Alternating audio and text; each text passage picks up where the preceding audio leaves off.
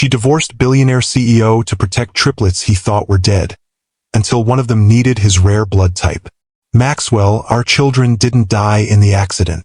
The words hung in the air between them, incomprehensible at first, then slowly taking shape into something that couldn't possibly be true. What are you saying? His voice emerged as barely more than a whisper. The triplets survived. They're alive. Her eyes never left his, steady despite the tremor in her voice. I've been hiding them for the past 8 months. Maxwell felt as though the floor had dropped away beneath him. Rage, confusion, disbelief, and a terrible, fragile hope collided within him. That's not possible. The doctors confirmed. The doctors confirmed what I needed everyone to believe. Olivia took a step forward. I discovered something dangerous, Maxwell. Something that put our family at risk. I had to protect them even from you. Especially from you because you were being watched. Have you ever wondered what it would take for a mother to fake her children's deaths and hide them from their own father? What kind of danger would force a woman to let the man she once loved believe he had lost everything, while she carried the burden of an unimaginable secret alone? If you've ever had to make an impossible choice to protect someone you love, this story will resonate deep in your soul. Give this video a like if you believe that sometimes the most painful decisions are made out of the deepest love. I'm Mr. Harrison, and today I'm sharing the remarkable story of how a desperate mother's deception, a grieving father's rage, and a child's life-threatening illness converged to expose a dangerous conspiracy and test the limits of forgiveness. The rain pounded against the windows of Vivian Parker's law office, casting gloomy shadows across the mahogany desk where Olivia Reeves sat. Divorce papers spread before her like a surrender flag. 3 years of marriage to Maxwell Donovan, founder and CEO of Horizon Innovations, had come to this. A signature that would sever their legal bond, but couldn't begin to untangle the web of secrets between them. Are you absolutely certain about this, Olivia? Vivian asked, her voice gentle but direct. Once filed, there's no going back. Olivia's hand trembled slightly as she gripped the pen. The weight of her decision pressed down on her shoulders like a physical burden. 3 lives depended on her choice. 3 tiny heartbeats that Maxwell believed had stopped 8 months ago. I'm certain, she replied, her voice steadier than she felt. The pen scratched across paper, finalizing the end of a marriage that had once seemed destined for fairy tale status. Outside the office, her security detail waited, a necessary precaution when divorcing one of the most powerful men in the technology world. Maxwell hadn't contested the divorce, hadn't fought for reconciliation. The loss of their unborn triplets had hollowed him, transforming the brilliant, passionate man she'd fallen in love with into a cold, distant stranger consumed by work and grief. What he didn't know, what she had sacrificed everything to hide, was that their children hadn't died in that car accident 8 months ago. The triplets were alive, hidden away where Maxwell's influence couldn't reach them, where his enemies couldn't find them, where the truth that had driven Olivia to this desperate measure remained safely buried. Until today. As Olivia stepped into the rain, her phone vibrated in her pocket. The number belonged to Dr. Eleanor Wright, the only physician who knew the truth. It's Lily, Eleanor said without preamble, her voice tight with urgency. She's developed complications. We need to do a transfusion immediately. Olivia felt the world tilt beneath her feet. What's wrong? Is she? She's stable for now, but her condition is deteriorating. Olivia, we've exhausted our supply of compatible blood. We need more and we need it soon. I'll donate again. I can be therein. Your blood type isn't compatible with hers. You know that. Eleanor's voice softened with the weight of what she was about to say. Lily has her father's rare blood type, AB negative with the Kell antigen. We need Maxwell. The words struck Olivia like physical blows. 8 months of careful planning, of elaborate deception, of heartbreaking separation from her children. All to protect them from dangers Maxwell didn't even know existed. And now, to save one child, she would have to risk exposing all 3. There has to be another way, Olivia whispered, though she already knew there wasn't. I've exhausted every option, Eleanor confirmed. Without his blood, I can't guarantee Lily will survive the week. Rain soaked through Olivia's coat as she stood frozen on the sidewalk, the divorce papers in her bag suddenly meaningless in the face of this new crisis. The choice before her was impossible. Maintain the lie and potentially lose her daughter, or reveal the truth and risk losing all 3 children to the danger that had forced her into this deception. "I'll call you back," she said finally, ending the call before Eleanor could respond. Her security detail approached, concern evident in their expressions. "Ms. Reeves? Is everything all right?" Olivia straightened her shoulders, decision made. "Change of plans. Take me to Horizon Tower. If you're shocked by a mother who would go to such extreme lengths to protect her children, hit that like button. And if you believe that sometimes the most difficult choices come from the deepest love, subscribe to Timeless Love Tales with Mr. Harrison for more stories that explore the extraordinary lengths people will go to for those they cherish. 5 years earlier, Olivia Bennett had been the rising star of the cybersecurity world, a brilliant analyst with an uncanny ability to spot patterns others missed. At 32, she had already consulted for 3 Fortune 500 companies and the Department of Defense, earning a reputation for both technical brilliance and uncompromising integrity. Maxwell Donovan had been 37, already a legend in the tech industry. Horizon Innovations, the company he had built from his Harvard dorm room, was revolutionizing military communications technology with encryption systems so advanced that governments worldwide were clamoring for exclusive contracts. They met at a cybersecurity conference in San Francisco, where Olivia was presenting research on vulnerabilities in quantum encryption protocols, vulnerabilities that directly impacted Horizon's flagship product. "Ms. Bennett," Maxwell had approached her after her presentation, his expression a careful mask of professional interest that didn't quite hide his irritation. "Your findings are concerning." Olivia had met his gaze without flinching. "They're accurate, Mr. Donovan. Your system has a backdoor. Whether it was intentional or accidental isn't my concern. I'd like to discuss this privately," he'd replied, handing her his card with a handwritten note on the back. "Dinner. Tonight. The Meridian, 8 p.m. She'd almost declined, suspecting he would try to pressure her into retracting her findings. Instead, she'd found herself sitting across from him at the city's most exclusive restaurant, engaged in the most stimulating technical conversation of her career. "You're right about the vulnerability," Maxwell had admitted after their appetizers arrived. "But you missed something crucial in your analysis." "I don't think so," Olivia had countered, confident in her work. Maxwell had smiled then, a genuine expression that transformed his serious face. "The backdoor isn't a flaw. It's a trap. Anyone who tries to exploit it triggers a silent alarm and leaves a digital signature we can trace."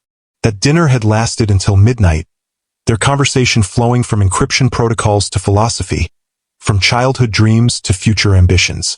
By dessert, Olivia had recognized the dangerous attraction building between them. Dangerous because Maxwell Donovan wasn't just brilliant and handsome, but because he matched her intellect in a way no one ever had before. 3 months later, after a whirlwind courtship conducted across time zones and continents, Maxwell had proposed on the balcony of his Manhattan penthouse. 6 months after that, they were married in an intimate ceremony at his family's estate in Connecticut. "I want you to come work with me at Horizon," Maxwell had said on their honeymoon in Bali. "Head of cybersecurity. Full autonomy, your own team, whatever resources you need." Olivia had hesitated. "Working with your spouse is complicated, Maxwell. What happens when we disagree?" "Then we disagree," he'd replied, tracing patterns on her bare shoulder as they lay in their private villa. "Your mind is one of the reasons I fell in love with you, Olivia. I'd never ask you to compromise it." For 2 years, their partnership, personal and professional, had seemed perfect. Horizon Innovations expanded into new markets. Their security protocols became the gold standard in the industry, and their marriage thrived on mutual respect and shared passion. Then came the day Olivia discovered she was pregnant. Not with 1 child, but 3. "Triplets," Maxwell had repeated, stunned, when she showed him the ultrasound. "3 babies at once? Are you disappointed?" Olivia had asked, suddenly uncertain. They had discussed children, but vaguely as a future possibility. Maxwell's expression had transformed. wonder replacing shock. Disappointed? Olivia, this is extraordinary. 3 new lives we created together. He had placed his hand gently on her still flat stomach, his voice dropping to a whisper. Our family. The pregnancy had been difficult from the start. Multiple gestation pregnancies always carried higher risks, and Olivia's age and slight frame added complications. By the 4th month, her doctor had ordered bed rest. I can work remotely, Olivia had insisted when Maxwell suggested she take a leave of absence from Horizon. The security audit for the Pentagon contract is too important. Nothing is more important than you and our children, Maxwell had countered, his tone brooking no argument. Horizon will survive without you for a few months. Reluctantly, Olivia had agreed, setting up a home office in their bedroom where she could work limited hours while following her doctor's orders. It was during this period of restricted activity, with time to observe patterns she might have missed in her usual hectic schedule, that she first noticed anomalies in Horizon's secure servers. Small discrepancies in access logs, minute changes to shipping manifests for specialized components, encrypted communications using Horizon's own protocols but outside official channels. At first, she'd dismissed her concerns as pregnancy-induced paranoia, but as the evidence accumulated, a disturbing pattern emerged. Someone within Horizon was diverting small quantities of their most advanced technology with military applications, to unauthorized recipients. I need to tell Maxwell, she had decided, after confirming her suspicions through careful backtracing of the digital breadcrumbs. But that same evening, as she prepared to share her discovery, she overheard Maxwell on the phone in his home office, the door slightly ajar. The Pentagon audit starts Monday, he was saying, his voice tense. Everything needs to be perfect. We can't afford even a hint of impropriety. Not with the Chinese contract in final negotiations. A pause. Then, I don't care how you handle it, just make sure it's clean. Horizon's reputation is everything. If there's a problem, fix it before it reaches my desk. Another pause. No, Olivia doesn't need to know. She's focused on the pregnancy, which is exactly where her attention should be right now. Olivia had frozen outside the door, her hand halfway raised to knock. The conversation, without context, could have been innocent, standard corporate caution before a major government audit. But combined with her discoveries, she had retreated silently, her mind racing. Was Maxwell involved in the technology diversion? Was he being set up? Or was he simply practicing typical corporate compartmentalization, keeping potential problems contained until they could be resolved? That night, unable to sleep, Olivia had made a decision. She would continue her investigation privately, gathering irrefutable evidence before approaching Maxwell. If he was innocent, she would help him identify the threat within his company. If he was involved, she couldn't bear to complete that thought. For 3 weeks, she had worked in secret, using her administrative access to follow the digital trail deeper into Horizon systems. What she found had chilled her to the bone. Someone had created an elaborate shadow operation within Horizon, diverting cutting-edge military technology to a shell company that intelligence databases identified as a front for Anton Resnick, a notorious arms dealer with ties to terrorist organizations worldwide. More disturbing still, the digital fingerprints had been carefully crafted to implicate Maxwell himself if the operation was ever discovered. Email correspondence, apparently from Maxwell's account, authorized the diversions.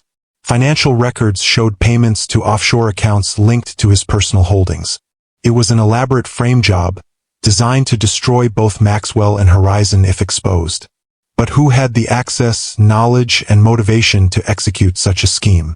The answer had come 3 days later, when Olivia accessed a hidden server node and found encrypted communications between Horizon's chief operating officer, James Whitfield, Maxwell's oldest friend and right-hand man, and Resnick's organization. I have everything I need, she had whispered to herself, downloading the evidence to a secure drive. Tomorrow I'll show Maxwell. But tomorrow never came. That night, as Olivia drove home from a doctor's appointment, a black SUV had forced her car off the road and down a steep embankment.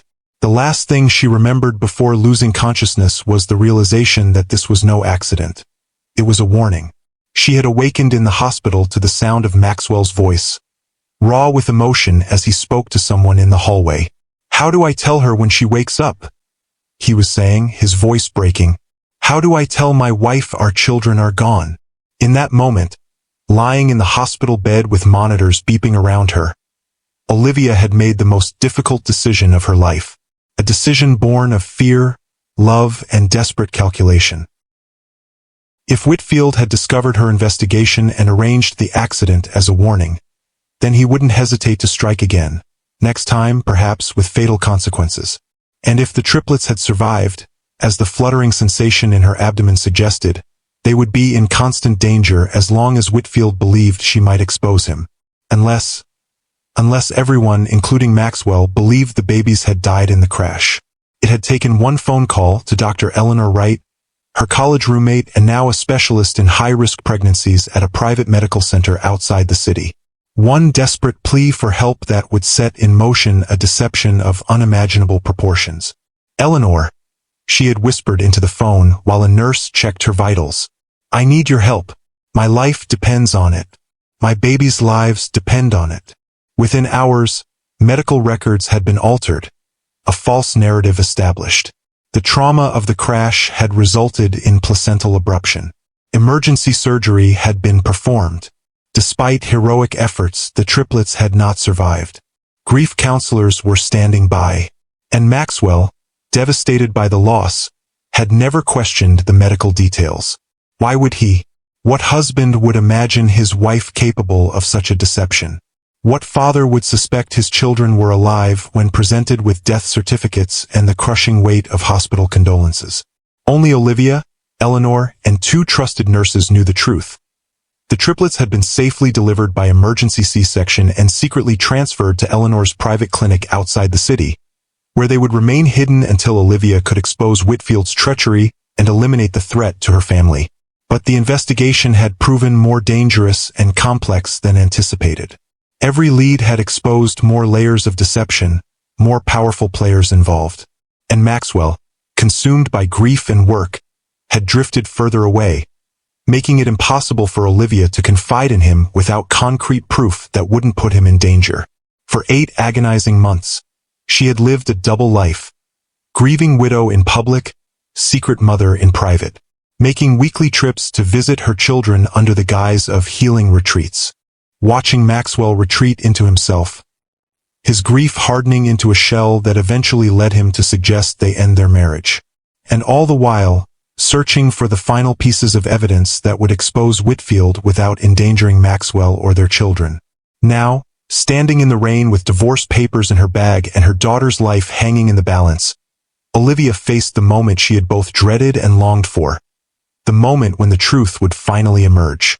If you've ever had to choose between a painful truth and a comforting lie, hit that like button. And if you believe that sometimes the most difficult decisions are made out of the deepest love, subscribe to Timeless Love Tales with Mr. Harrison for more stories that will touch your heart and perhaps change how you see the world around you. Maxwell Donovan stood at the floor-to-ceiling windows of his penthouse office, watching rain lash against the glass. The city sprawled below, an empire of technology and innovation he had built from nothing. At 42, he controlled a company valued at billions, employed thousands, and shaped the future of multiple industries. And none of it filled the hollow space where his heart had once been. 8 months since the accident. 8 months since he'd lost 3 children he would never know. 8 months watching his marriage crumble under the weight of grief and unspoken resentments. Today, that marriage had officially ended. The notification had arrived via email from his attorney moments ago. Olivia had signed the papers. It was done. Maxwell should have felt something, relief, perhaps, or finality. Instead, there was only the same emptiness that had become his constant companion. His intercom buzzed, interrupting his thoughts. "Mr. Donovan." His assistant's voice carried a note of surprise. "Olivia, Ms. Reeves is here. She's insisting on seeing you immediately." Maxwell turned from the window, genuinely startled. They had agreed to handle everything through attorneys, to spare themselves the pain of further direct contact. What could possibly bring her here today of all days? "Send her in," he said after a moment's hesitation. When the door opened, the sight of Olivia nearly stole his breath. Soaked from the rain, her dark hair clinging to her face, she looked simultaneously vulnerable and fiercely determined. Something in her expression sent a jolt of alarm through him. Olivia? What's happened? She closed the door behind her, then stood facing him with the width of his vast office between them.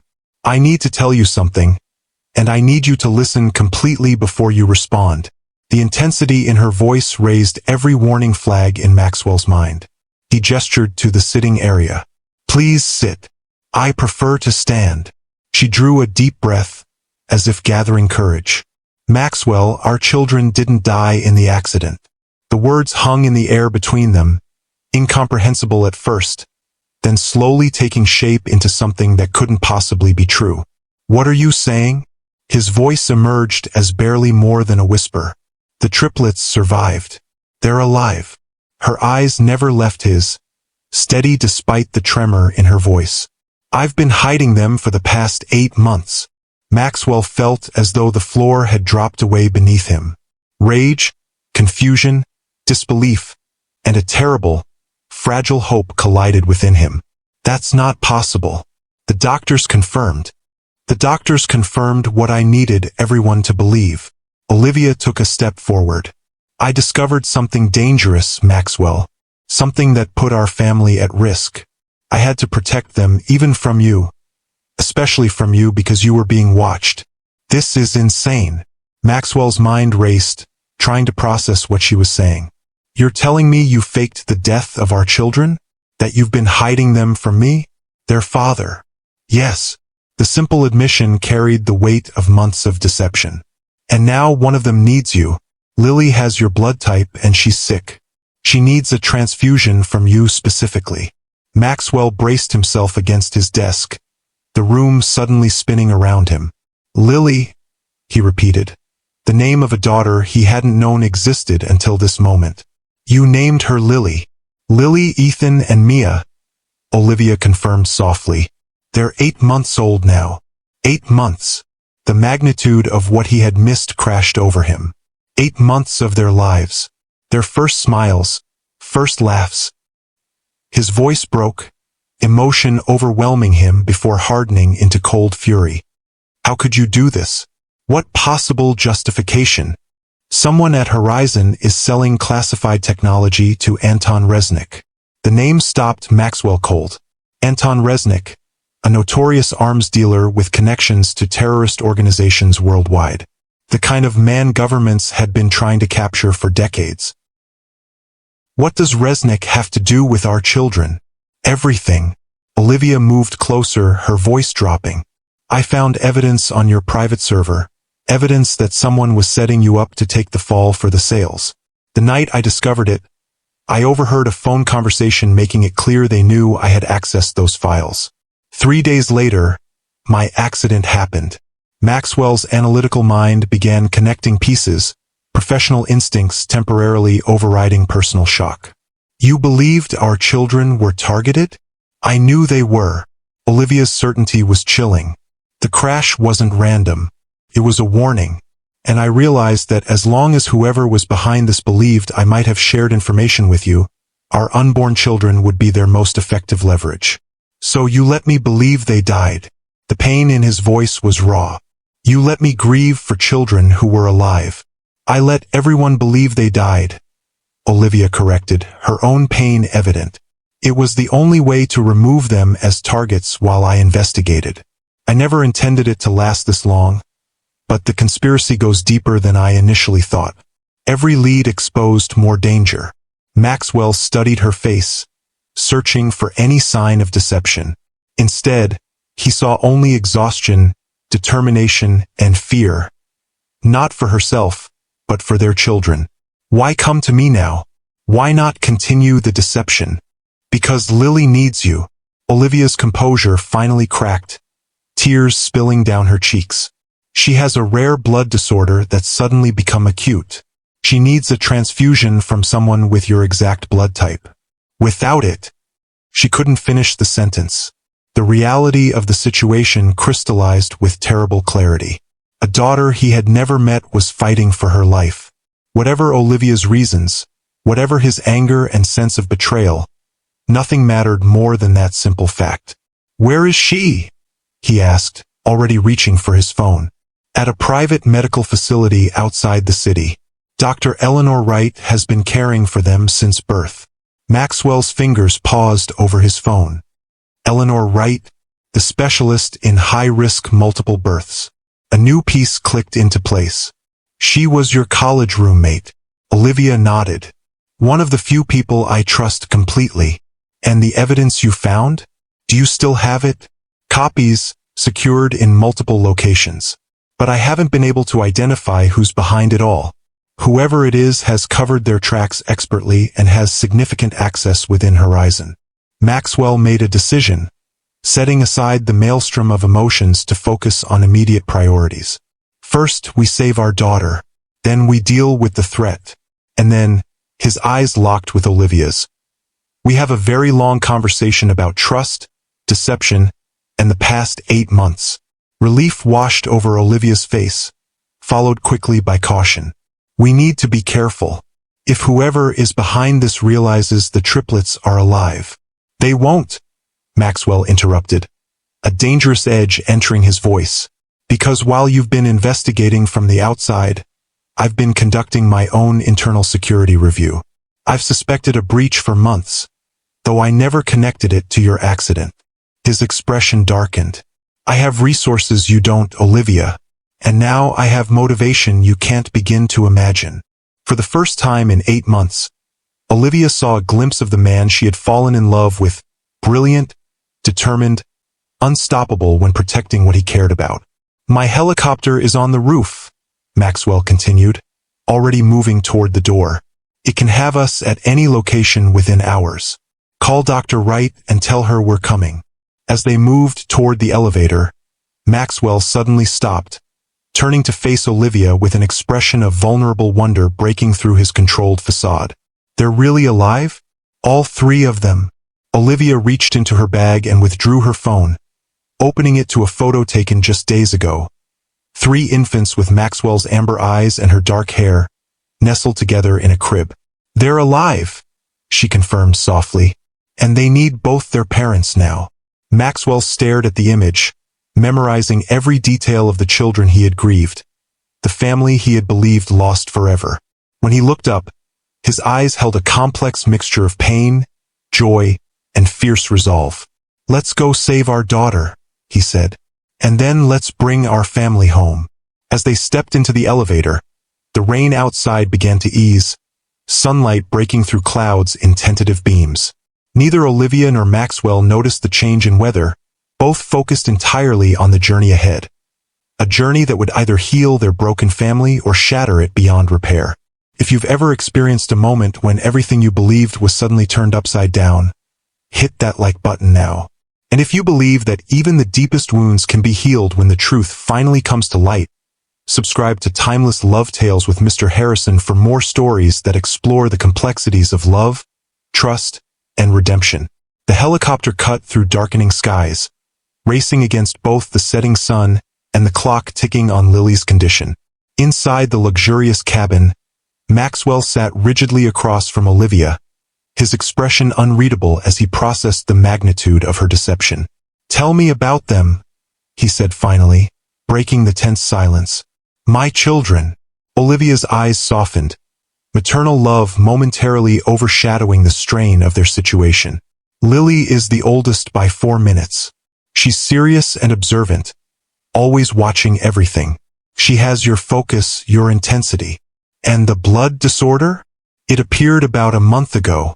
Eleanor says it's a rare form of anemia that sometimes occurs in multiples. We've been managing it with medications, but yesterday her levels crashed suddenly." Maxwell nodded, absorbing this. "The others?" "Ethan came next. He's the most active, always moving, always curious. He'll be crawling any day now." A small smile touched her lips. "And Mia is our little diplomat. When the others are fussy, she's the calm one. But when she wants attention, she makes sure everyone knows it." "They have names," Maxwell said quietly, almost to himself. Personalities. 8 months of life I've missed while believing they were dead. The accusation hung unspoken between them. Olivia met his gaze directly. I made the only choice I could with the information I had, Maxwell. I was pregnant with triplets when someone tried to kill me. What would you have done? I would have trusted my spouse, he replied sharply. I would have come to you with what I knew, and we would have faced the threat together. Even if coming to you might have put you in danger? Even if whoever was targeting me might have been watching you too. Olivia leaned forward. I overheard your conversation that night, Maxwell. About keeping problems from me. About handling things before they reached your desk. Confusion crossed his face. What conversation? The night before my accident. You were on the phone in your office talking about the Pentagon audit, about keeping problems from me. Recognition dawned in Maxwell's eyes. With James. I was talking to James Whitfield. Your CO. Your oldest friend. Olivia's voice tightened. And the man who's been selling your technology to Anton Resnick while setting you up to take the fall. Maxwell stared at her, shock evident in his expression. James? That's not possible. He helped me build Horizon from nothing. He's been with me for 20 years. I have the evidence, Maxwell. Digital fingerprints linking him directly to Resnick's organization. Communications, financial transfers, shipping manifests. All carefully designed to implicate you if the operation was ever discovered. Why would he? Maxwell began, then stopped as pieces clicked into place. The Chinese contract. If Horizon secured exclusive rights to provide encryption systems to the Chinese military, our company value would triple overnight. Olivia nodded. And if you were suddenly implicated in selling restricted technology to terrorist organizations, the contract would go to our main competitor, Quantum Shield, Maxwell finished, where James owns significant stock options through a shell company. His expression hardened. He's been playing both sides, and he was willing to eliminate anyone who might expose him, Olivia added quietly, including your pregnant wife and unborn children. The helicopter began its descent toward a clearing beside a sprawling, modern building nestled in the mountains, its windows glowing warmly against the twilight. Maxwell stared out at the facility that had housed his children for their entire lives. Children he hadn't known existed until hours ago. We're not done with this conversation, he said as the helicopter touched down. But right now our daughter needs us. Dr. Eleanor Wright met them at the entrance, her professional demeanor barely masking her concern. A tall woman with silver-streaked dark hair and penetrating eyes, she assessed Maxwell with a single glance. Mr. Donovan, she greeted him with a brief nod. I wish we were meeting under better circumstances. Where is she? Maxwell asked, ignoring the pleasantries. This way. Eleanor led them through secure doors and down a corridor to a medical suite that looked more like a high-end pediatric hospital than a hiding place. We've stabilized her for now, but her hemoglobin levels continue to drop. We need to begin the transfusion as soon as possible. They entered a room where a nurse sat beside an incubator, monitoring a tiny form connected to various machines. Maxwell stopped in the doorway, his breath catching at the sight of his daughter for the first time.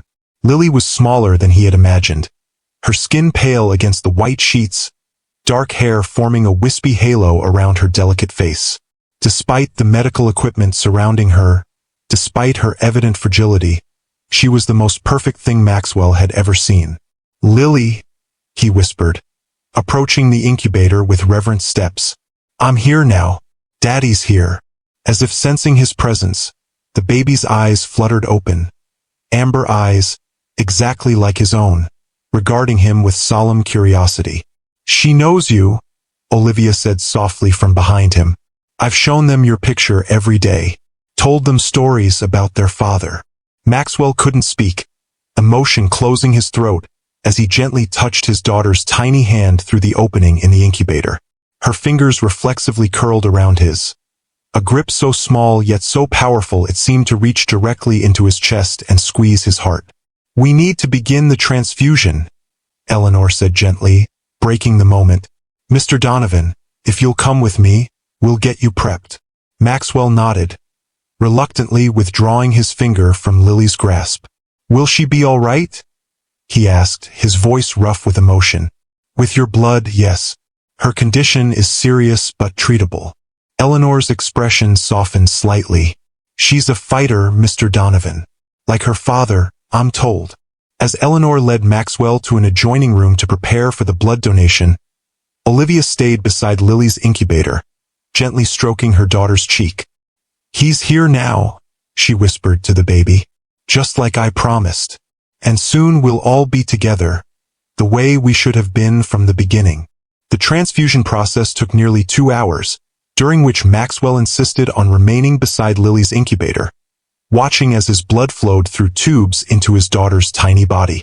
Gradually, color returned to her pale cheeks, and her vital signs strengthened on the monitors. "It's working," Eleanor confirmed, checking Lily's latest readings. "Her levels are stabilizing. She'll need close monitoring and possibly additional transfusions, but the immediate crisis has passed." Relief washed over Maxwell's face. "When can I see the others? Ethan and Mia?" Eleanor glanced at Olivia, who nodded. "They're in the nursery. I'll take you there once we're sure Lily is stable." "I want to see them now," Maxwell said, his tone brooking no argument. "I've lost 8 months with my children. I won't lose another minute." Eleanor hesitated, then nodded. "I'll stay with Lily. The nursery is down the hall, 3rd door on the right." Maxwell stood, his gaze lingering on Lily before turning to Olivia. "Show me our children." They walked in silence down the corridor, tension vibrating between them, the weight of deception, of grief, of lost time impossible to ignore. Outside the nursery door, Olivia paused. "They might be sleeping," she said softly. "They usually nap around this time." Maxwell nodded, suddenly nervous in a way he hadn't been since pitching his first major investor 15 years ago. "What did you say to children who didn't know you, who had lived their entire lives without you believing, or rather being told, what? That their father was dead? Away? Did 8-month-old babies even understand the concept of fathers?" Olivia opened the door to reveal a spacious, cheerfully decorated nursery with 2 cribs, a rocking chair, and walls painted with whimsical animals. In one crib, a dark-haired baby boy was decidedly not sleeping, instead energetically attempting to pull himself up on the rails while babbling happily to himself. In the other, a baby girl lay quietly watching her brother's antics, occasionally offering a commentary of coups. "Ethan, Mia." Maxwell breathed their names like a prayer, frozen in the doorway as he took in the sight of his children. Maxwell stepped into the nursery with the reverence of a man entering sacred ground. Ethan noticed him first, pausing in his acrobatics to stare at the newcomer with wide, curious eyes. Maxwell's eyes, in a face that somehow combined his features with Olivia's in perfect harmony. "Hello, Ethan," Maxwell said softly, approaching the crib. "I'm your father." The baby studied him solemnly for a moment, then broke into a gummy smile so sudden and radiant that Maxwell felt his knees weaken. Without hesitation, he reached down and lifted his son into his arms for the first time. The weight of him, solid, warm, alive, shattered something inside Maxwell. This was his child, his son. Not a ghost, not a memory, but a living, breathing miracle who smelled of baby powder and innocence. "He likes to be held facing outward," Olivia said gently, "so he can see everything." Maxwell adjusted his grip, turning Ethan to face the room while supporting him securely against his chest. The baby immediately relaxed, leaning back against him with complete trust, as if he'd been held by his father 1,000 times before. "And Mia," Maxwell said, his voice thick with emotion as he turned toward the second crib. "May I?" Olivia nodded, moving to lift the baby girl who was now watching them intently. "This is your daddy, Mia," she said, transferring the infant into Maxwell's free arm. Holding both twins, one in each arm, Maxwell felt a completeness he hadn't known was possible. The hollow space that grief had carved inside him filled with something warm and fierce and protective. A love so powerful it bordered on pain. "They know me," he whispered in wonder as Mia reached up to pat his cheek with a tiny hand. How can they know me? I told you. I've shown them your pictures every day. Told them stories about you. Olivia's voice caught. I never wanted them to grow up not knowing their father. I just needed to keep them safe until I could prove what was happening at Horizon.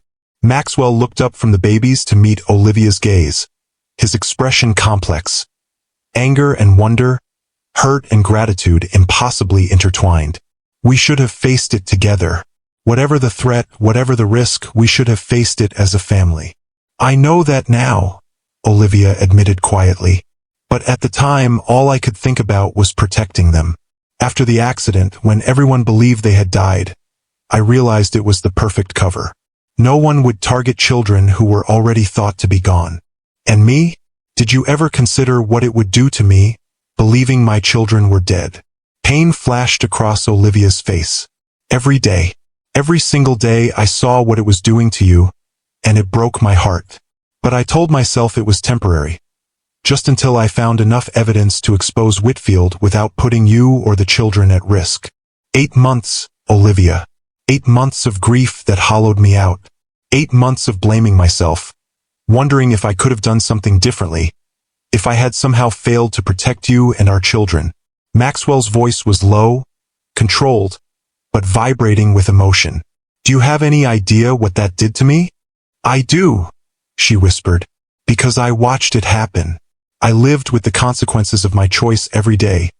Seeing you withdraw, seeing you build walls around yourself that eventually shut me out too. Ethan, sensing the tension, began to fuss.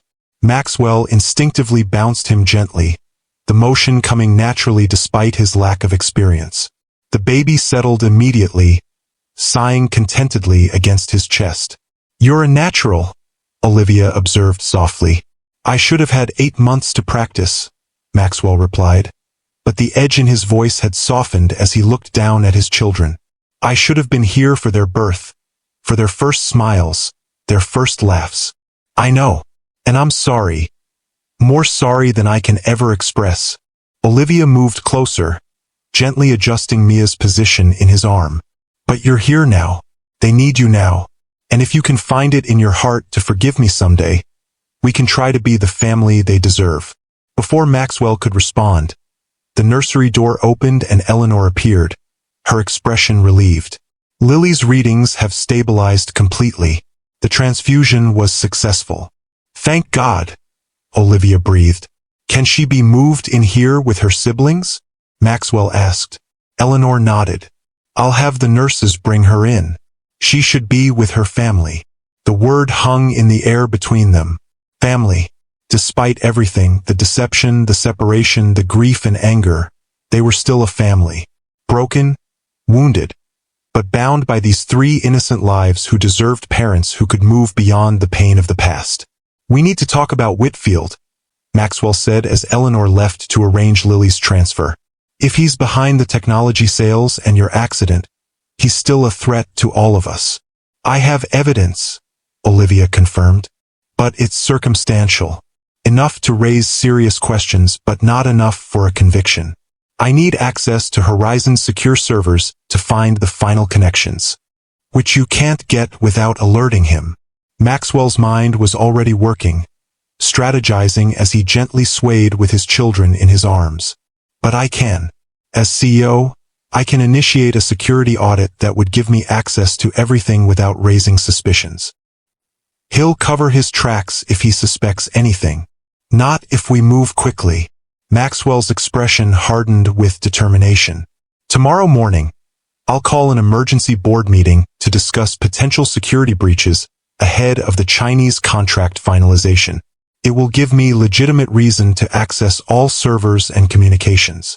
And tonight, Olivia asked. Maxwell looked down at the babies in his arms, then back at Olivia. Tonight, I stay here, with my children, all of them. The relief in Olivia's eyes was palpable. I'll have the staff prepare a room for you. No, Maxwell said firmly. I'll stay in the nursery. I've missed 8 months of their lives, Olivia. I won't miss another moment.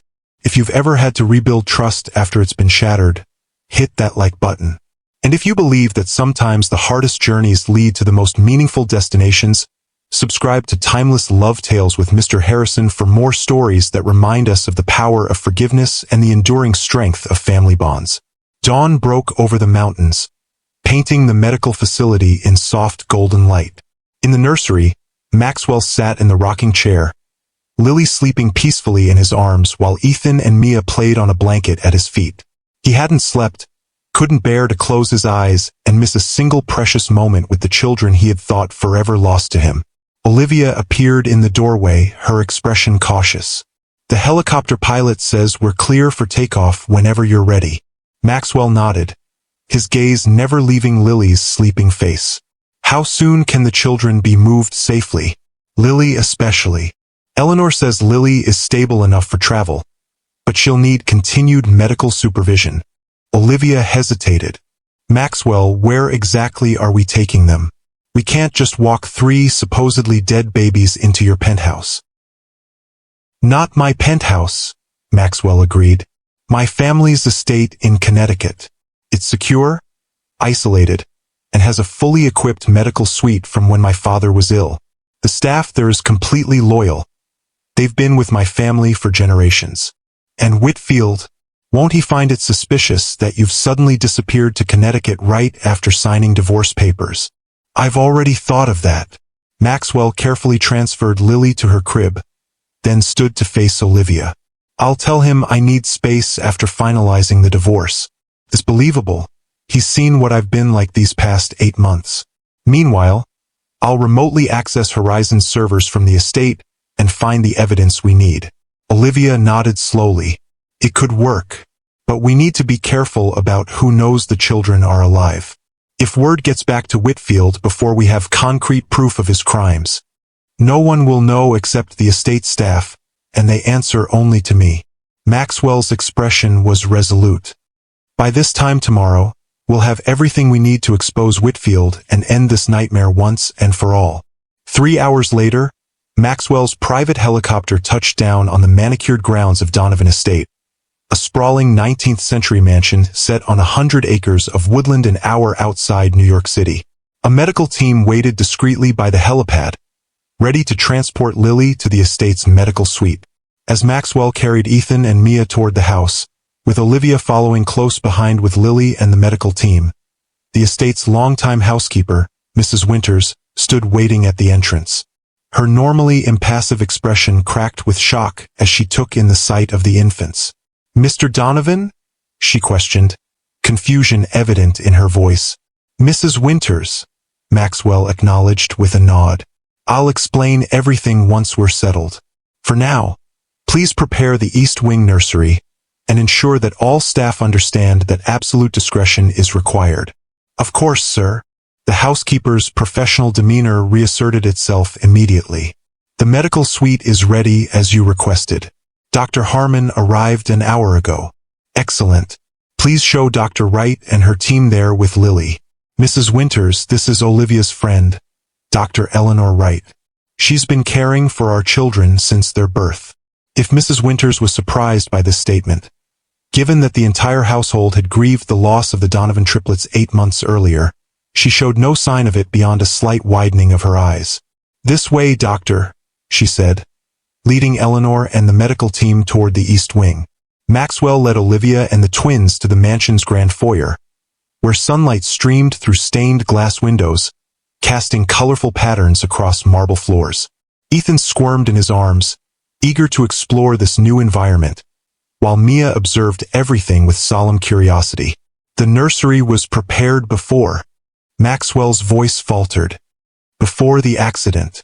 It's been kept exactly as it was. Mrs. Winters couldn't bear to dismantle it." Olivia's eyes filled with tears. "You had a nursery ready for them." "Of course I did. They were our children, Olivia. I wanted everything perfect for their arrival." The pain of those memories shadowed his face. "I used to stand in that empty room, trying to imagine what they would have looked like, what it would have felt like to hold them. And now you know," Olivia said softly. "Now I know." Maxwell looked down at the babies in his arms, then back at Olivia. "Let's get them settled. Then we have work to do." The East Wing nursery was exactly as Maxwell had described. A spacious, sunlit room with 3 identical cribs arranged in a semicircle, each with its own mobile of stars and planets hanging above. A rocking chair sat by the window, overlooking gardens that stretched toward distant woods. Shelves lined with children's books and stuffed animals waited for little hands to discover them. As they settled the twins into their cribs, Ethan immediately attempting to climb the rails, while Mia contentedly examined a stuffed elephant. Maxwell's phone rang. The screen displayed James Whitfield's name. Maxwell and Olivia exchanged a glance. "I have to take this," he said. "Act normal, remember?" Olivia nodded, moving to intercept Ethan's latest escape attempt while Maxwell stepped into the hallway to answer. "James," he greeted, keeping his voice casual despite the rage simmering beneath the surface. "What's up?" "Max, where are you?" Whitfield's voice carried a note of concern. "Your assistant said you left suddenly yesterday and haven't checked in. The Chinese delegation arrives tomorrow for the final contract signing." "I'm at the Connecticut estate," Maxwell replied smoothly. "Needed some space after finalizing things with Olivia." "Ah," sympathy colored Whitfield's tone, sympathy that Maxwell now recognized as utterly false. "I understand, but the Chinese contract will be signed as scheduled. I'll be back in New York tomorrow morning." Maxwell kept his voice steady, betraying nothing of what he now knew. "Meanwhile, I'm handling some security reviews remotely. The Pentagon raised some concerns about our encryption protocols that I want to address before the Chinese signing." A pause so brief it would have been imperceptible to anyone who didn't know what to listen for. "Security concerns?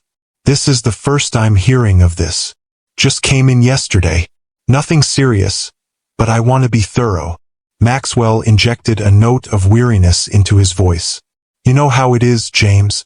Government contracts, endless hoops to jump through." "Of course." Whitfield's tone relaxed slightly. "Anything I can help with?"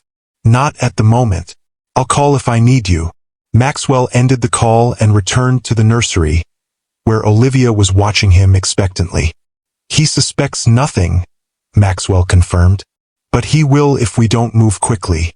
I need to access Horizon's secure servers now, before he has time to wonder why I'm suddenly concerned about security protocols."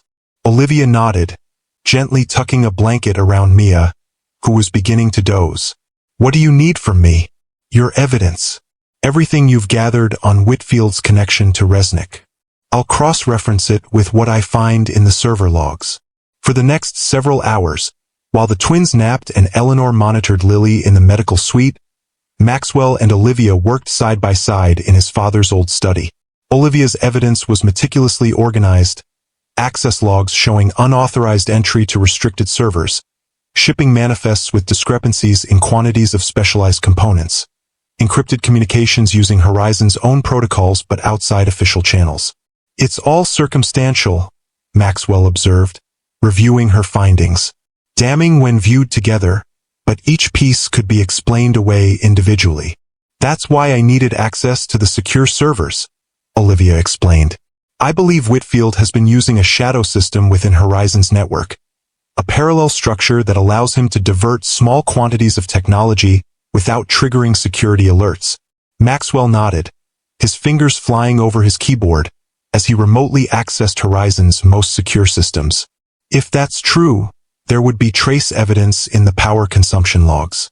Even a shadow system needs electricity."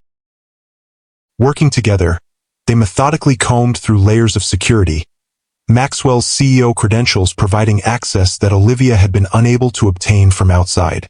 As evening fell, casting long shadows across the study, they finally found what they were looking for. There, Olivia pointed to a series of anomalies in the power consumption data for Horizon's main server farm.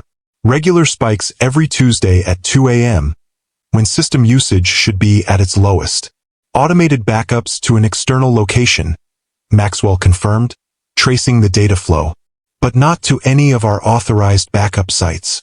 His expression hardened as he followed the digital trail. "It's going to a server in the Cayman Islands, registered to a shell company that I'm willing to bet connects back to Whitfield. Can you access the backup server?"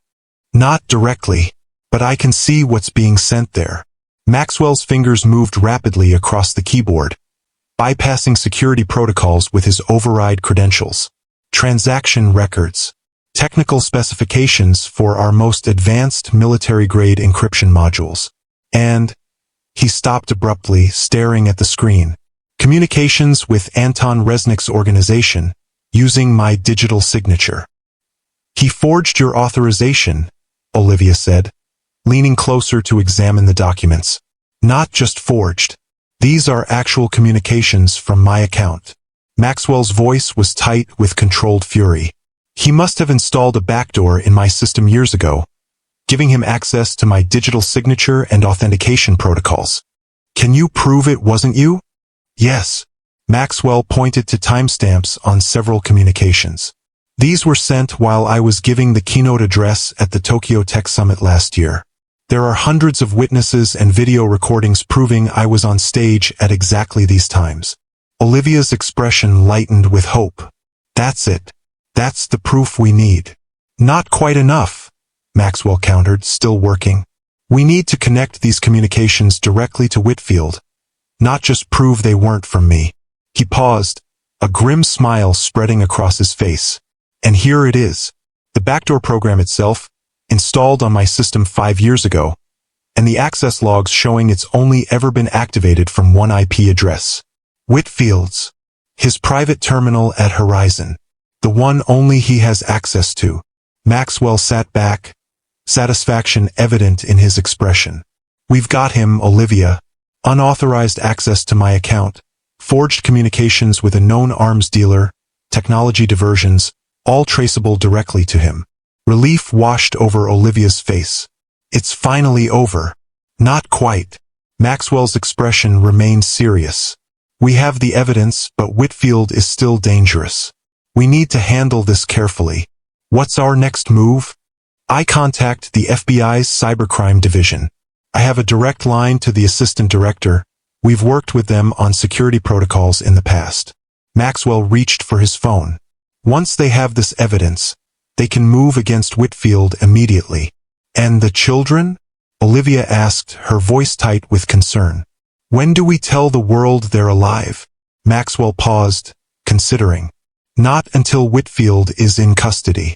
Not until we're absolutely certain there's no threat to them.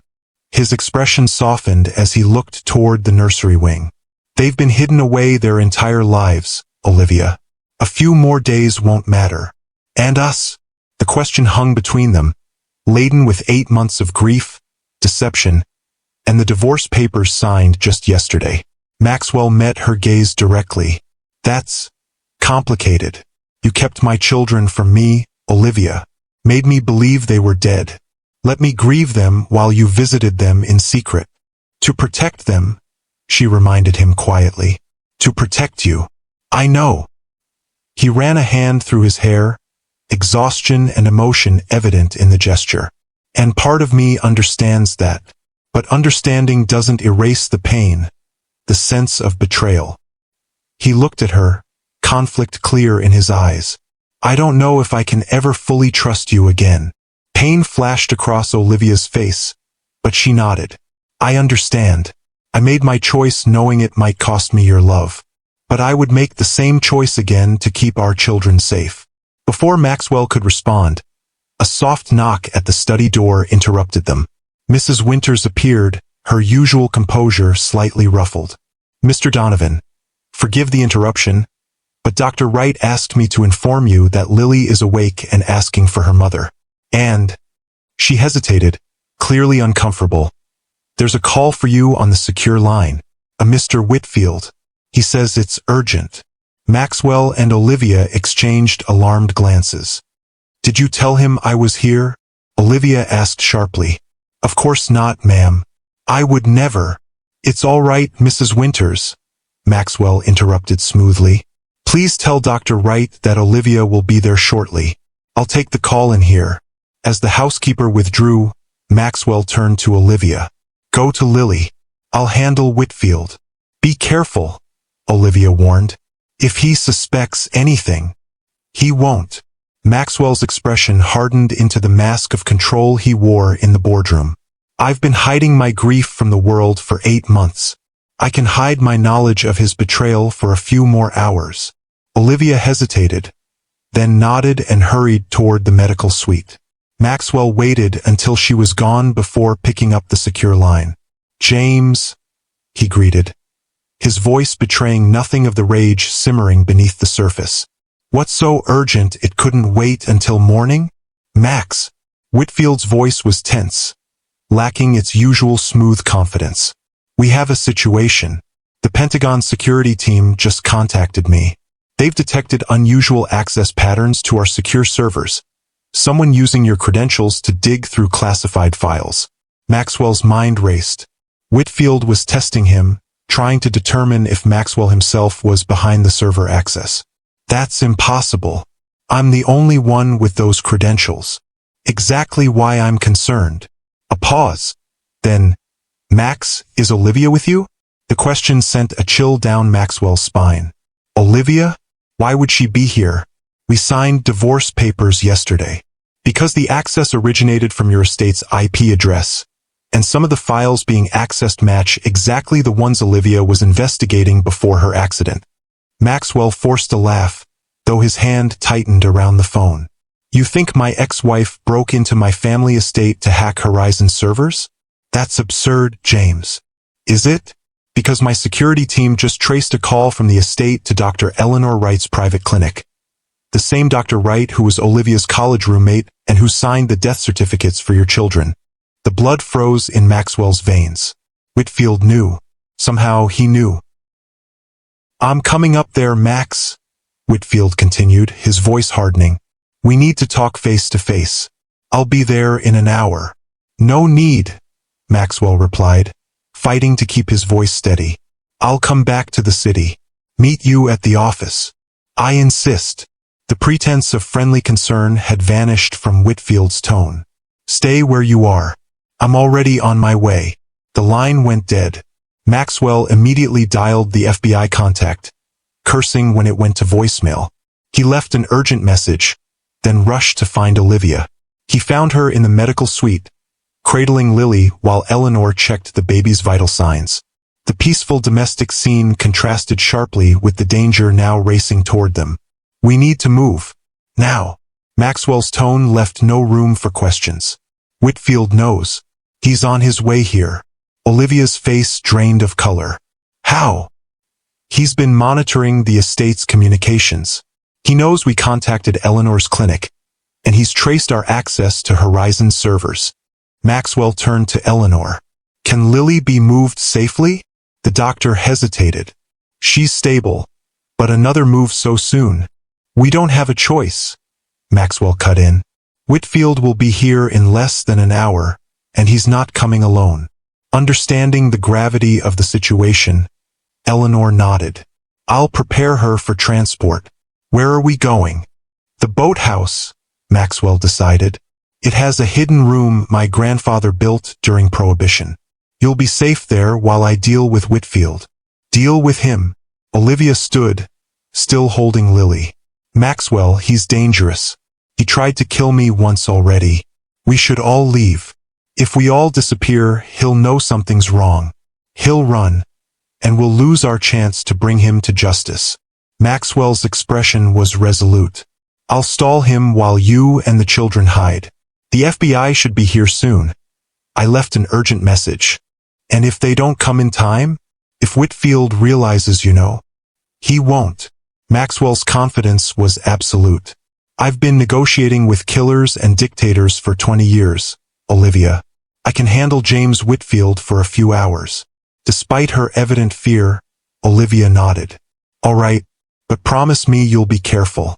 Our children need their father."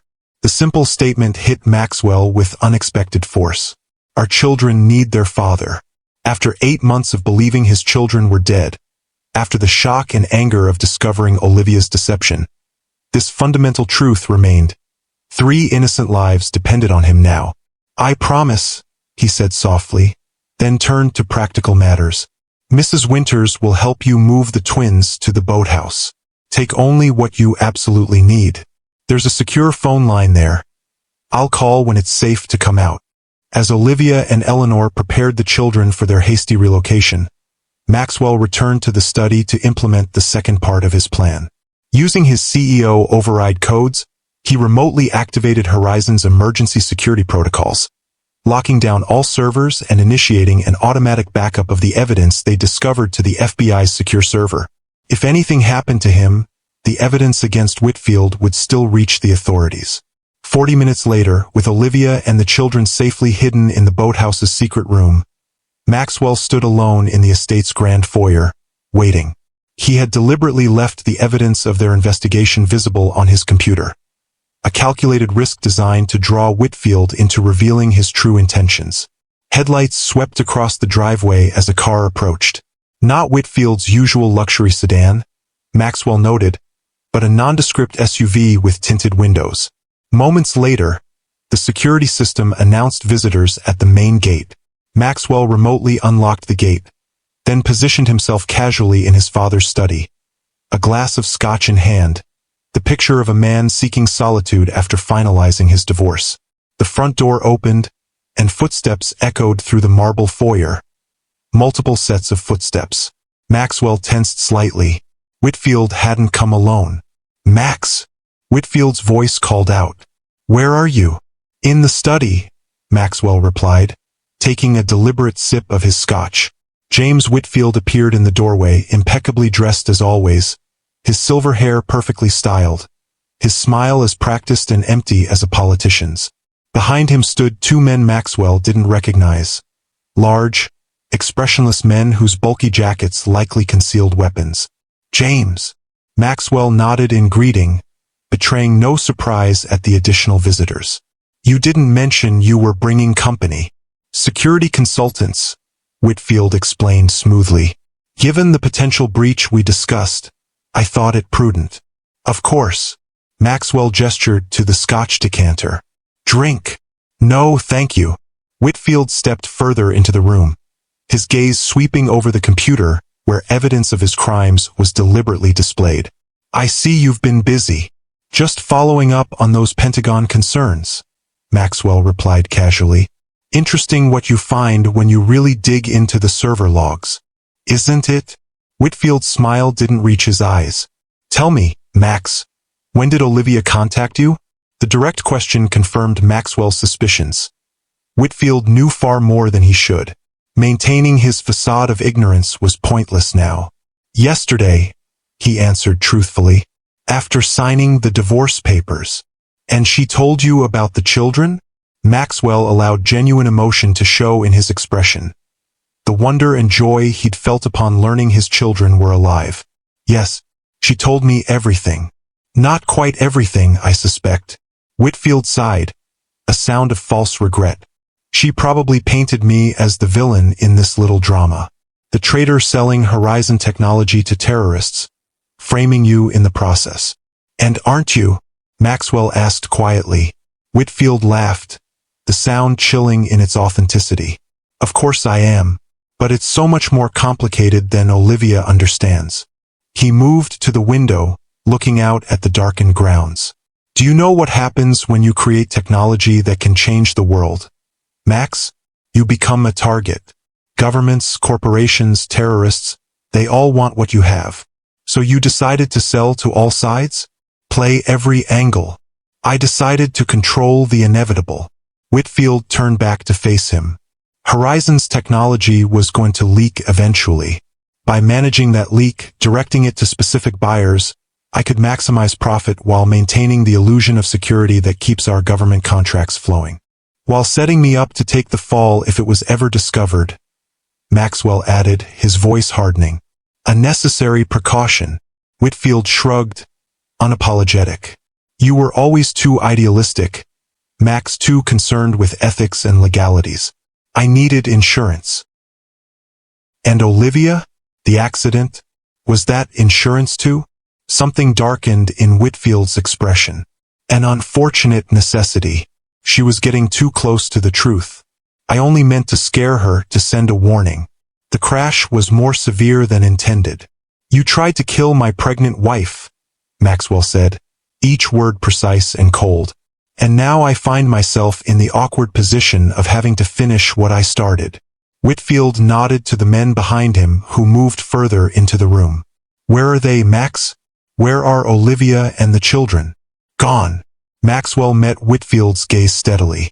I sent them away as soon as I realized you were coming. They're beyond your reach now. Anger flashed across Whitfield's carefully controlled features. I don't believe you. This estate has been under surveillance since you arrived. No one has left. There are ways in and out of this property that don't appear on any blueprints, Maxwell replied calmly. My grandfather was a cautious man during Prohibition. Whitfield studied him for a long moment, then sighed. Search the house, he instructed the men. Find them. As the men left to begin their search, Whitfield turned back to Maxwell. This could have been handled so much more cleanly, Max. A tragic murder-suicide following a bitter divorce and the loss of your children. The grieving father who finally snapped under the weight of his pain. Is that how you planned to explain my death? Maxwell asked, his voice steady despite the chill that ran through him at Whitfield's casual discussion of his murder. It would have been believable. Everyone at Horizon has seen your decline these past 8 months. Whitfield removed a handgun from his jacket pocket. Still, plans can be adjusted. Perhaps you discovered your ex-wife's deception, that she had faked the children's deaths, and your rage led to violence. Maxwell's eyes fixed on the weapon. The FBI already has the evidence, James. I transmitted everything to them before you arrived. A bluff, Whitfield replied confidently. Our communications are being jammed. Nothing has left this estate since I arrived. A noise from the hallway drew their attention, one of Whitfield's men returning. The east wing is clear, he reported. Johnson is checking the west wing and the servants' quarters. And the staff? Whitfield asked. Secured in the kitchen. The housekeeper is being uncooperative about the location of Mrs. Donovan and the children. Mrs. Winters is loyal to my family, Maxwell said, a hint of pride in his voice. She won't tell you anything. Everyone talks eventually, Whitfield replied coldly. It's simply a matter of proper motivation. He gestured with the gun. Now, Max, why don't we expedite this process? Tell me where Olivia and the children are, and I promise their deaths will be quick and painless. You're not leaving this estate a free man, James, Maxwell said quietly. Whether you find them or not, this ends tonight. Bold words from a man at gunpoint. Whitfield's finger tightened slightly on the trigger. Last chance, Max. Where are they? Maxwell opened his mouth to respond when the distant sound of helicopter rotors cut through the night. Relief washed through him. The FBI had received his message after all. Whitfield's expression tightened with alarm. What is that? That, Maxwell said with grim satisfaction, is the sound of your empire collapsing. Rage contorted Whitfield's features as he realized he'd been outmaneuvered. With a snarl of frustration, he lunged forward, the gun aimed directly at Maxwell's heart. What happened next seemed to unfold in slow motion. Maxwell dove to the side as the gun discharged, the bullet splintering the wood paneling behind where he had stood. He crashed into his father's antique desk, sending the scotch decanter shattering to the floor. Whitfield adjusted his aim for a second shot, but before he could fire, the study door burst open. Mrs. Winters stood in the doorway, Maxwell's father's old shotgun in her hands, aimed steadily at Whitfield. Drop it, Mr. Whitfield, the elderly housekeeper commanded, her voice as firm as if she were instructing a footman on proper table setting. I won't ask twice. Whitfield froze, clearly calculating his odds against the double-barreled weapon in the housekeeper's steady hands. After a tense moment, he slowly lowered his gun. A wise decision, Maxwell said, rising cautiously from behind the desk. Mrs. Winters was skeet shooting champion of Connecticut 3 years running in her youth. 4 years, the housekeeper corrected primly, never taking her eyes or her aim off Whitfield. The authorities have arrived, Mr. Donovan. They're securing the grounds now. As if to confirm her words, shouts and the sound of running footsteps echoed through the mansion. Moments later, FBI agents in tactical gear flooded the study, quickly disarming and restraining Whitfield. Mr. Donovan. A tall woman in a dark suit approached, showing her credentials. Assistant Director Harlow, FBI Cybercrime Division. We received your evidence transmission and your emergency call. Mr. Whitfield and his associates will be taken into custody immediately. Relief washed over Maxwell. My family are safe, Harlow assured him. We have agents escorting them from the boathouse now. Maxwell turned to Mrs. Winters, who had finally lowered the shotgun. Thank you, he said simply. The housekeeper nodded, her usual composure returning. The Donovan family has employed me for 43 years, sir. I protect what's mine. With that, she turned and walked regally from the room, shotgun still in hand. As Whitfield was led away in handcuffs, he paused beside Maxwell. This isn't over, he hissed. You have no idea how deep this goes, how many powerful people are involved. Save it for your testimony, Maxwell replied coldly.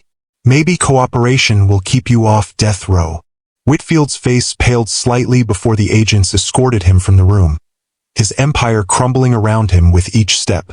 Maxwell didn't waste another moment on his former friend and betrayer. Instead, he rushed outside, toward the path leading to the boathouse. In the distance, he could see a small procession making its way toward the main house. Olivia carrying Lily, flanked by FBI agents, while Eleanor followed with the twins in a double stroller. Under the silver moonlight, they looked like a vision. His family, alive and safe, coming home at last. Olivia! He called, breaking into a run. She looked up, relief washing over her face as she saw him unharmed. Maxwell, is it over? Is Whitfield in custody? He confirmed, reaching her side and immediately checking Lily. The FBI has him. It's over. Thank God. Olivia breathed, tears of relief spilling down her cheeks. When we heard the gunshot, Mrs. Winters saved my life, Maxwell said, still somewhat amazed by that fact. Apparently, she keeps my father's shotgun in working order. Despite the tension of the night, Olivia laughed, a sound of pure relief. Remind me to give her a raise. A substantial one, Maxwell agreed, gently taking Lily from Olivia's arms. The baby was awake, her amber eyes studying her father's face with solemn curiosity. Hello, little one. You're safe now. You're all safe now. As they walked back to the house together, Maxwell felt a profound shift within himself, as if the pieces of his shattered heart were finally beginning to realign, not into their original formation, but into something new, something stronger. The next few days passed in a whirlwind of activity. The FBI investigation into Whitfield's crimes expanded rapidly, revealing a network of corruption that extended into government agencies and foreign corporations. Maxwell cooperated fully, providing access to all of Horizon's systems and records. Meanwhile, the world learned the extraordinary truth. The Donovan triplets had not died in the accident 8 months ago, but had been hidden away to protect them from a dangerous conspiracy. The media frenzy was intense, but Maxwell's security team kept reporters well away from the Connecticut estate where the family remained secluded. On the third evening after Whitfield's arrest, Maxwell found Olivia in the nursery, watching over the sleeping triplets. Lily had been moved from the medical suite, her condition now stable enough to join her siblings.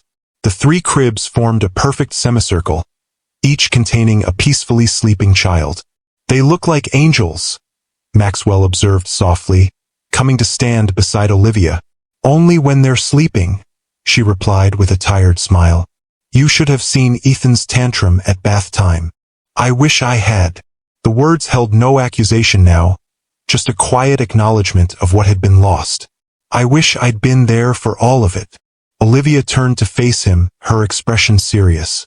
I've been thinking about what happens next. About us. So have I. Maxwell gestured toward the nursery's sitting area, where they could talk without disturbing the children. Once seated, he continued, the divorce papers were filed the day you came to my office. Legally, we're no longer married. Pain flashed across Olivia's face, but she nodded. I understand. After what I did, keeping the children from you. Let me finish, Maxwell interrupted gently. We're no longer married, but we are still a family. These children need both of us, Olivia. They need stability and security after everything they've been through. What are you suggesting? Maxwell took a deep breath. I'm suggesting we start over. Not as husband and wife, at least not yet. There's too much hurt, too much broken trust for that. But as partners in raising our children. As friends, perhaps, learning to trust each other again. Hope flickered in Olivia's eyes. You'd be willing to try? After everything, these past few days, watching you with them, seeing how fiercely you protected them even for me when you thought it necessary. Maxwell's voice softened. It's reminded me of why I fell in love with you in the first place. Your courage, your determination, your capacity for love. Tears welled in Olivia's eyes. I never stopped loving you, Maxwell. Even when I let you believe the worst, even when I saw what it was doing to you, I loved you through all of it. I know. He reached out, taking her hand in his. And that's why I believe we can find our way back to each other. Not quickly, not easily, but someday. Where do we start? Olivia asked, her voice barely above a whisper. Here, now. With 3 sleeping miracles who need their parents to be whole, even if we're not together. Maxwell squeezed her hand gently. We build a new foundation, brick by brick, based on honesty this time. Complete honesty. Olivia nodded, wiping away tears. I'd like that. From one of the cribs came a soft whimper, then a more insistent cry. Lily was awake and making her needs known. Without discussion, they both rose and moved to her crib, working in natural synchronization as Maxwell lifted her while Olivia prepared a bottle. As they cared for their daughter together, something settled between them. Not forgiveness, not yet, but the beginning of a path that might lead there. A shared purpose. A common love for the 3 small lives that connected them irrevocably. 6 months later, the Donovan family gathered on the terrace of the Connecticut estate to celebrate the triplets' first birthday. The day was perfect, sunshine warming the gardens where 3 one-year-olds explored their world with wobbling steps and delighted squeals. Lily, fully recovered from her blood disorder, was the most cautious of the 3, carefully examining each new discovery before committing to interaction. Ethan was the daredevil, constantly testing limits and boundaries with fearless determination. And Mia remained the peacemaker, her sunny disposition drawing everyone into her orbit. Maxwell watched them from the terrace, his heart full beyond measure.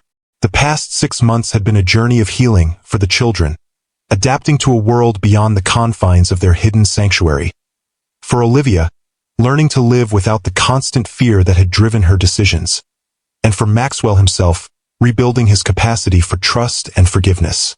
They had established a new normal. Maxwell had renovated the east wing of the estate into a separate apartment for Olivia, giving her independence while keeping the family close. They co-parented with increasing harmony, their shared love for the children bridging the gaps that still existed between them. Horizon Innovations had emerged from the scandal stronger than before, with Maxwell implementing sweeping changes to security protocols and corporate governance. The Chinese contract had been secured, and the company's reputation for integrity had been reinforced by Maxwell's transparent handling of Whitfield's betrayal. "Penny for your thoughts," Olivia said, joining him at the terrace railing. She looked beautiful in a simple summer dress, her dark hair loose around her shoulders, her expression more relaxed than he had seen it in years. "Just thinking about how far we've come," Maxwell replied. "A year ago today, I believed our children had died before they were born. I was drowning in grief, and you were carrying the weight of an impossible secret. And now look at them." Olivia smiled as Ethan triumphantly climbed onto a low garden bench, raising his arms in victory before promptly falling off the other side into the soft grass. Living their lives in the sunshine, safe and loved. "Thanks to you," Maxwell acknowledged. "You made an impossible choice to protect them. I understand that now, even if I wish you had trusted me with the truth. I've learned that secrets, even well-intentioned ones, cause more harm than good." Olivia's expression grew serious. "Which is why I need to tell you something." Maxwell turned to face her fully, concern flickering across his features. "What is it?" I'm moving out of the East Wing, she said simply. I found a house in the village, close enough to maintain our co-parenting arrangement. But, she hesitated. I think we both need space to decide what we truly want going forward. Though he had known this day would come eventually, Maxwell felt an unexpected pang at her words.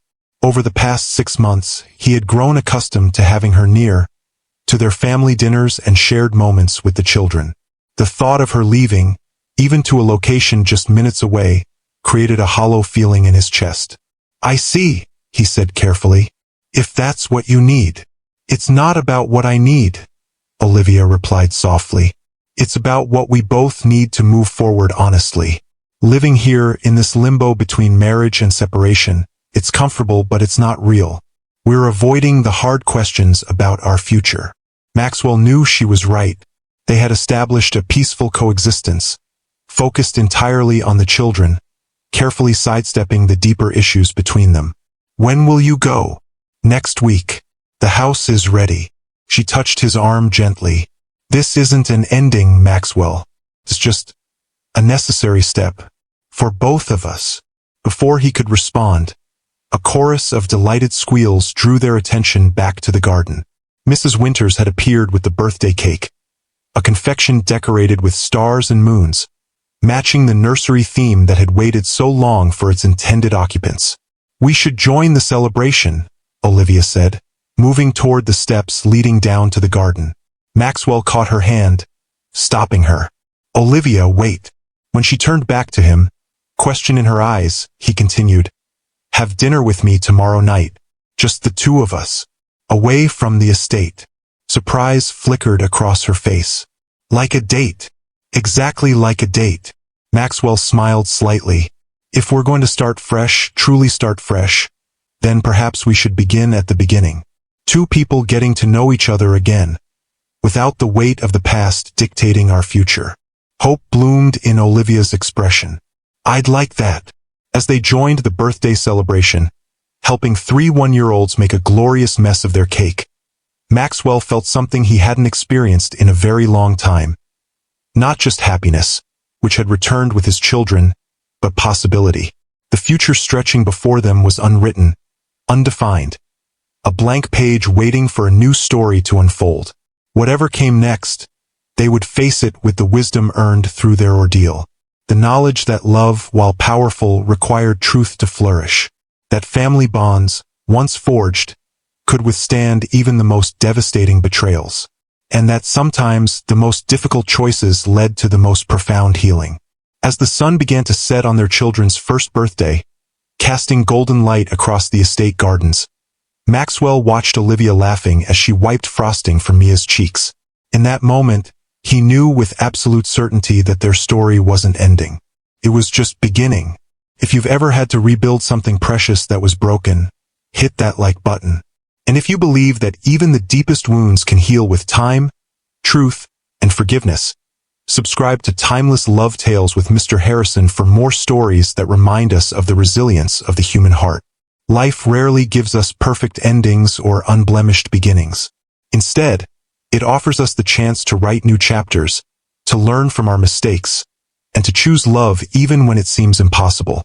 Olivia and Maxwell's journey reminds us that sometimes the most beautiful families are built not from perfect circumstances, but from the rubble of shattered dreams and the courage to try again. Thank you for joining me for this story of deception, danger, and the enduring power of family bonds. I'm Mr. Harrison, and I'll see you in the next tale of timeless love.